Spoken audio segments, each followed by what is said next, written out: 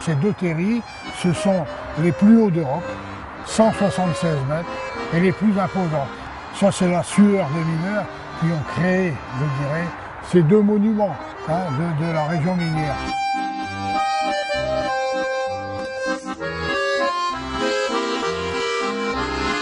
Le charbon en France, et plus particulièrement dans le Nord-Pas-de-Calais, c'est 2 siècles d'exploitation. Le grand développement de l'exploitation, ce fut après la Seconde Guerre mondiale, où toute l'économie nationale, mais je dirais même européenne et mondiale, reposait sur l'exploitation du charbon. Cette bataille qui a coûté naturellement des vies a été gagnée par les mineurs parce qu'il y a eu un développement économique important en France. La vie de mineur, je l'ai connue très tôt, à l'âge de 14 ans, mais mon père avait déjà fait une carrière complète et mon grand-père avait été mineur. C'est-à-dire qu'on était 3 générations à être mineurs. Nombreux jeunes, comme leurs pères, sont descendus à la mine parce qu'il y avait un travail qui était là à portée de main avec un certain nombre d'avantages, en sachant quand même que c'était un travail dur, pénible et dangereux.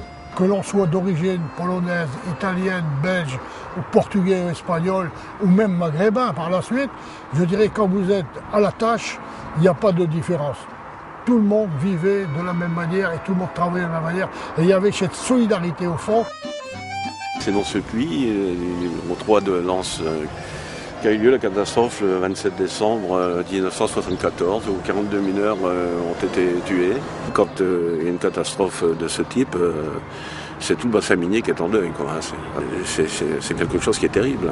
Le métier, s'il avait certains avantages, il avait quand même de gros inconvénients, puisque les hommes qui y travaillaient ne vivaient pas longtemps, d'autant plus que suite à la bataille du charbon, c'est elle qui a fait le plus de ravages avec le travail au marteau-piqueur.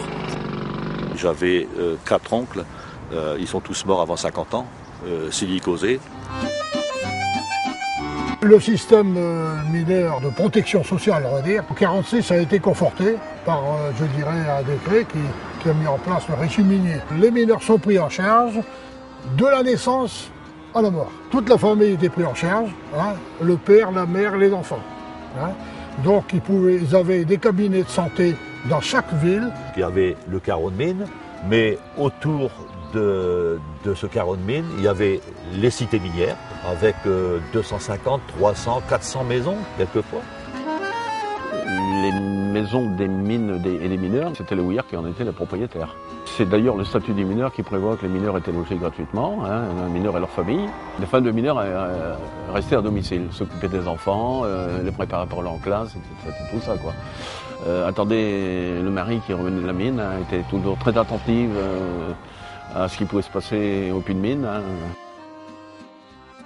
Les mineurs ont toujours cultivé leur jardin pour de multiples raisons, parce que bon, ça les aérait aussi par rapport au travail au fond de la mine, faire pousser les légumes, etc., avoir un peu de gaieté aussi dans le jardin avec les fleurs, de manière à apporter donc une contribution supplémentaire à la vie de la famille.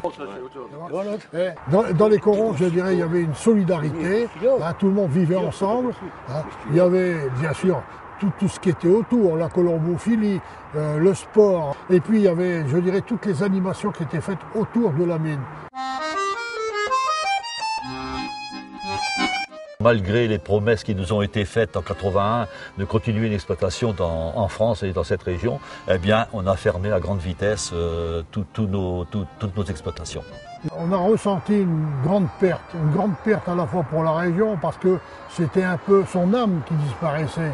Et puis les milliers d'emplois qui disparaissaient. Les mineurs, la bataille qu'ils ont menée pour gagner la bataille du charbon, ont dû l'amener pour pouvoir préserver leurs acquis, c'est-à-dire la gratuité du logement, du chauffage, mais également leur niveau de retraite et leur protection sociale aujourd'hui.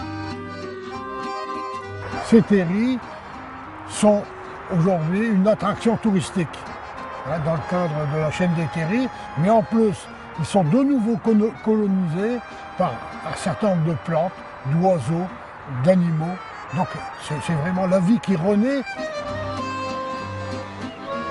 Ici on est à Neu, donc on y a créé une piste de ski. Alors en dessous, eh ben, il y a du schiste, il y a l'histoire de la mine.